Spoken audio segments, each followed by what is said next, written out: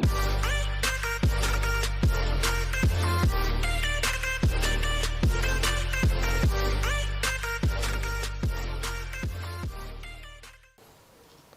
halo anak-anak, apa kabar? Semoga sehat selalu. Nah, hari ini kita akan melanjutkan materi kita ya anak-anak ya. Jadi hari ini kita akan membahas dengan topik baru yang merupakan kelanjutan dari topik-topik sebelumnya, yaitu electron configurations atau konfigurasi elektron. Nah, ketika kita membahas tentang elektron konfigurasi, maka ada beberapa hal yang harus kamu kuasai ketika selesai mempelajari materi ini. Nah, apa sih materi-materi atau hal-hal yang harus kamu kuasai setelah kita mempelajari materi ini? Nah, yang pertama, kamu tuh harus memahami apa sih maksud dari konfigurasi elektron itu sendiri. Jadi, konfigurasi elektron itu apa? Kemudian kamu harus bisa melakukan konfigurasi elektron untuk unsur-unsur yang ada di dalam sistem periodik unsur ya, unsur-unsur yang ada di dalam sistem periodik. Nah, untuk kali ini kita akan membahas tentang konfigurasi elektron menggunakan model atom Bohr. Selanjutnya, kamu juga harus bisa menggambarkan struktur atom berdasarkan konfigurasi elektron Bohr tersebut, menentukan elektron valensi serta menentukan letak unsur dalam sistem periodik unsurnya, yaitu di golongan apa dan periode apa. Oke, jadi itu adalah beberapa hal yang harus kamu kuasai ketika selesai mempelajari yang namanya konfigurasi elektron, khususnya di topik konfigurasi elektron menggunakan model atom Bohr. Nah, kita akan mulai. Apa sih yang dimaksud dengan konfigurasi elektron? Nah, mungkin kalian bertanya-tanya nih, apa yang dimaksud dengan konfigurasi elektron? Nah, konfigurasi elektron itu bisa dikatakan ada beberapa statement atau pernyataan yang bisa digunakan untuk menggambarkan yang namanya konfigurasi elektron, yaitu satu, penyusunan elektron berdasarkan tingkat energi. Jadi konfigurasi elektron itu bisa dikatakan penyusunan elektron berdasarkan tingkat energi, atau konfigurasi elektron juga bisa dikatakan sebagai susunan elektron dalam suatu atom, atau juga bisa dikatakan sebagai persebaran elektron pada kulit-kulitnya atau kulit-kulit di atom. Jadi banyak sekali definisi yang bisa digunakan. Kamu juga bisa memberikan definisimu sendiri tentang konfigurasi elektron itu. Oke, intinya ada penyusunan elektron di dalam suatu atom. Nah, kali ini kita akan mempelajari yang namanya konfigurasi elektron Bohr. Selain konfigurasi elektron Bohr, apakah ada konfigurasi elektron lainnya? Jawabannya ada. Jadi untuk konfigurasi elektron itu umumnya ada dua. Nah, ada dua jenis konfigurasi elektron, yaitu konfigurasi elektron Bohr yang menggunakan model atom Bohr sebagai dasarnya. Sedangkan konfigurasi berikutnya itu adalah konfigurasi elektron mekanika kuantum yang menggunakan model atom mekanika kuantum. Nah, pada dasarnya konfigurasi yang digunakan saat ini adalah konfigurasi elektron mekanika kuantum. Sedangkan Bohr itu terdapat beberapa kelemahan. Namun, saat ini kita akan mempelajarinya terlebih dahulu supaya bisa membantu kamu untuk memahami konfigurasi elektron mekanika kuantum. Jadi topik berikutnya kita akan mempelajari konfigurasi elektron menggunakan mekanika kuantum. Oke. Nah, kita akan mulai. Jadi apa sih yang menjadi aturan konfigurasi elektron menggunakan model atom Bohr? Jadi ada beberapa aturannya. Aturan yang paling utama itu adalah jumlah elektron maksimum pada setiap kulitnya. Jadi diingat-ingat kembali, kalau untuk model atom Bohr terdapat kulit-kulitnya ya. Ada kulit yang disebut dengan orbit. Nah, di orbit itu ada elektron yang mengitari inti atom. Nah, setiap kulit itu terdapat elektron. Nah, berapa jumlah elektron yang bisa mengelilingi inti pada kulit tersebut? Itu ada aturannya. Ada aturannya ya. Jadi jumlah maksimumnya itu adalah menggunakan persamaan 2n pangkat 2. N-nya itu apa? N-nya itu adalah kulitnya. Oke, N itu menyatakan kulit. Jadi, kalau dia itu di kulit pertama, maka kulitnya kita sebut kulit K, maka kita masukkan N-nya itu sama dengan 1. Jadi 2 di sini ya, 2 kali 1, 2 dikalikan 1, ini ya, 2 kalikan 1 pangkat 2. Jadi 1 pangkat 2 itu 1, 2 kali 1 sama dengan 2. Nah, ini untuk kulit K. Kalau untuk kulit L ya masukin 2. 2 pangkat 2, 4. 4 kali 2, 8. Maka maksimumnya adalah 8. Kulit M itu 18. Kulit N itu adalah 32. Nah, sekarang bagaimana cara melakukan konfigurasi elektron menggunakan data atau aturan seperti ini, di mana masing-masing kulit punya maksimum elektronnya. Nah, di sini adalah aturannya. Jadi kalau misalkan kulit K, jikalau kamu akan menuliskan kulit K dengan nilai 2, jikalau elektron yang tersedia itu sama dengan 2 atau lebih besar 2. Oke, tapi kalau lebih kecil daripada 1 ya tinggal masukin aja angkanya. Jadi di sini adalah 1 dan itu hanya untuk H aja. Unsur lain biasanya nggak punya lagi yang namanya kulit K yang nilainya cuma 1. Oke, kalau kulit L, maka jikalau elektron yang tersedia lebih besar atau sama dengan 8, tuliskan 8. Kalau misalnya sisanya itu kurang dari 8, tinggal tuliskan sisa elektronnya. Nah, kulit M, kalau tersedia lebih besar daripada 18 atau sama dengan 8, ya lebih besar daripada 18, maka kamu tuliskan 18. Tapi kalau misalnya elektronnya di antara 18 sampai 8, maka kamu tuliskan 8. Yang sisanya kamu tuliskan di kulit berikutnya. Kemudian yang N, 32, 18, 8. Nah, supaya lebih jelas kita contoh aja ya. Nah, ini contohnya. Misalkan saya punya Mg nih. Mg ya, nomor atomnya itu adalah 12. Nomor atom, sekali lagi diingatkan kalau nomor atom itu menyatakan jumlah elektron. Jadi 12 itu adalah jumlah elektron. Nah, elektron itu akan kita konfigurasikan, konfigurasi elektron, atau kita bagi-bagi berdasarkan kulitnya. Nah, sekarang bagaimana membaginya? Nah, diingat-ingat lagi. Kulit pertama itu maksimum 2, kulit kedua maksimum 8, kulit ketiga maksimum 18, kulit berikutnya itu adalah kulit keempat itu 32. Nah, maka kita akan mulai dengan 2 terlebih dahulu untuk kulit pertama. Jadi ada 2 elektron di kulit pertama. Setelah itu sisa berapa? Sisa 10. 10 itu lebih besar daripada 8, maka di kulit kedua kita letakkan 8. Oke, di kulit kedua kita letakkan 8 elektron. Maka sisanya berapa?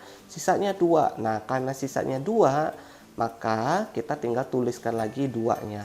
Itu sebagai elektron paling ujung atau elektron di kulit terluar. Maka ini adalah konfigurasi elektron dari Mg. Nah, biasanya kita menggunakan tanda seperti kurung gitu ya. Itu menyatakan kulitnya. Oke, jadi 2, 8, 2. Seperti itu.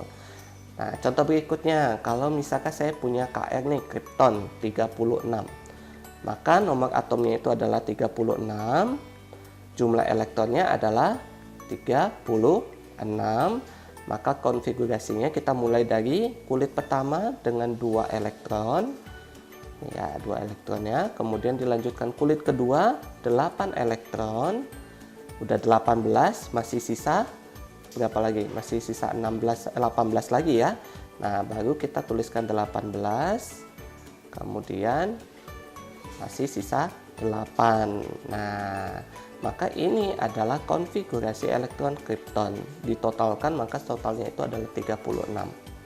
Oke, ditotalkan maka ada 36. Oke. Saya rasa sudah jelas ya. Ini nggak terlalu susah. Jadi nanti kita latihan aja supaya kamu bisa memahami bagaimana cara melakukan konfigurasi elektron. Oke, selanjutnya ada istilah dalam konfigurasi elektron yang dinamakan dengan elektron valensi. Ini ya, elektron valensi. Apa sih elektron valensi itu? Nah, elektron valensi merupakan elektron yang terletak pada kulit terluar sehingga memiliki tingkat energi paling tinggi. Diingatkan kalau elektron pada kulit terluar atau kulit paling luar itu punya energi paling tinggi ya anak-anak ya. Nah, elektron pada kulit terluar itu disebut dengan elektron valensi. Jadi kalau misalkan kayak tadi kita punya kripton ujungnya itu 8, maka elektron valensinya bernilai 8 gitu ya. Nah, ini adalah beberapa contoh. Misalkan hidrogen jumlah elektronnya 1. Jadi konfigurasinya cuma 1, maka elektron valensinya juga 1. Helium kulit pertamanya 2, agak ada lagi elektron, maka kulit elektron valensinya adalah 2. Kalau oksigen 8 elektronnya, 2, 6 konfigurasi elektronnya, maka elektron pada kulit terakhir itu adalah 6, maka elektron valensinya 6. Aluminium itu di kulit terakhir 3, maka elektron valensinya 3, Se6 dan Pb4.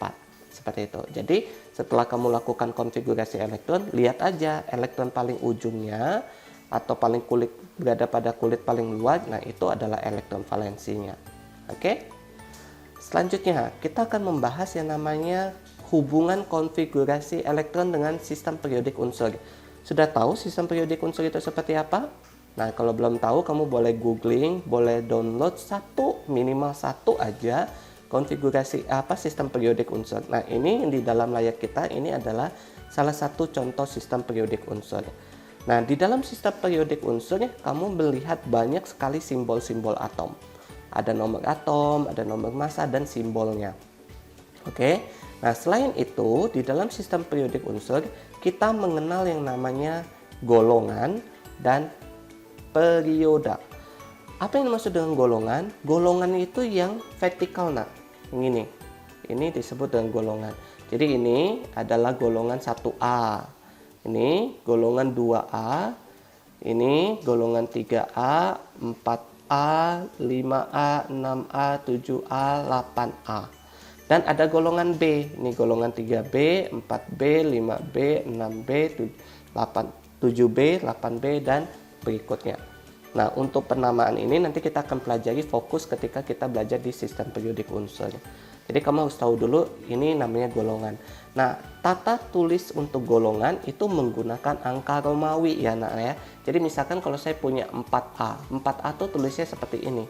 Bukan 4A kayak gini ya, nggak boleh ya, tapi menggunakan angka Romawi. Oke, nah itu untuk golongan. Kemudian ada yang disebut dengan perioda. Perioda itu yang horizontal. Jadi ini perioda. Maaf. Ya. Nah, perioda itu adalah yang horizontal, nak. Ini perioda 1, ini perioda 2. Nah, di sini itu perioda 2, perioda 3. Kenapa? Perioda 3 dan seterusnya ya. Nah, kalau perioda maka kamu bisa menggunakan angka biasa. Jadi ini adalah perioda 1, 2, 3, 4, 5, 6, 7. Nah, sekarang kita akan mempelajari ada hubungannya antara golongan dan perioda dalam sistem periodik unsur dengan konfigurasi elektron yang sudah kita lakukan. Apa hubungannya? Nah, hubungannya itu adalah misalkan nih saya punya Cl. Cl itu punya elektron 17, maka konfigurasinya itu adalah 287. Jadi 287. Nah, masing-masing ini 2 itu di kulit 1, ini kulit 2, ini kulit 3. Jadi jumlahnya itu menyatakan jumlah kulit. Jumlah kulit, kemudian yang paling ujung itu menyatakan elektron valensi. Nah, jumlah kulit itu menyatakan periodanya. Jadi jumlah kulit Cl yang terisinya itu ada 3, maka dia terletak di perioda ketiga. Sedangkan elektron valensi itu menyatakan golongan. Jadi karena dia berada di golongan 7, maka disebut dengan 7A. Jadi ditulisnya seperti ini, 7A. Berada di golongan 7A. Seperti itu. Nah, kita cek yuk, betul nggak ya kalau Cl itu berada di perioda 3, golongan 7A. Ini Cl di sini. Nah, golongan 7A dan perioda ketiga. Jadi seperti itu anak-anak hubungan antara konfigurasi elektron dan sistem periodik unsur. Oke. Nah, kita latihan sebentar. Ini ada 2 soal yang bisa kita coba. Yang pertama itu adalah K dengan nomor atom 19. Maka K dengan nomor atom 19, maka di sini jumlah elektronnya adalah 19. Konfigurasi elektronnya bagaimana? Kita mulai dari kulit pertama, 2, 8, sudah 10 ya, tinggal 9. Maka tuliskan 8, baru 1. Nah, ingat untuk elektron valensi itu tidak pernah lebih dari 8 ya anak-anak ya. Elektron valensi terbesar itu bernilai 8, tapi tidak boleh lebih dari 8. Jadi karena di sini 9, kamu nggak boleh tuliskan 9 di sini, tapi diuraikan menjadi 8 dan 1. Oke. Nah, kalau saya tanya berapa elektron valensinya, nilainya adalah 1. Terletak di golongan dan periode keberapa? Nah, berada di jumlah kulitnya 1, 2, 3, 4, maka di perioda 4, golongan golongan 1A, seperti itu. Oke, nah sekarang pertanyaan kedua, jika unsur X mempunyai jumlah elektron 14, tentukan golongan dan periodanya. Nah, untuk menentukan golongan dan perioda, balik lagi, konfigurasi dulu, 14, 2, 8, 4. Maka jumlah kulit 1, 2, 3 menyatakan perioda. Maka periodanya itu adalah di perioda 3, golongannya lihat elektron valensinya. Elektron valensinya 4, maka golongannya itu adalah 4A. Nah, anak-anak jangan lupa ya, cara menuliskan golongan itu menggunakan angka Romawi. Oke? Nah, itu saja untuk hari ini, untuk materi tentang konfigurasi elektron menggunakan model atom board. Semoga kamu bisa paham. Kalau nggak paham, nanti bisa ditanyakan lagi. Oke, di komentar-komentar di postingan ini. Oke, terima kasih. Sampai jumpa lagi di postingan berikutnya. Bye.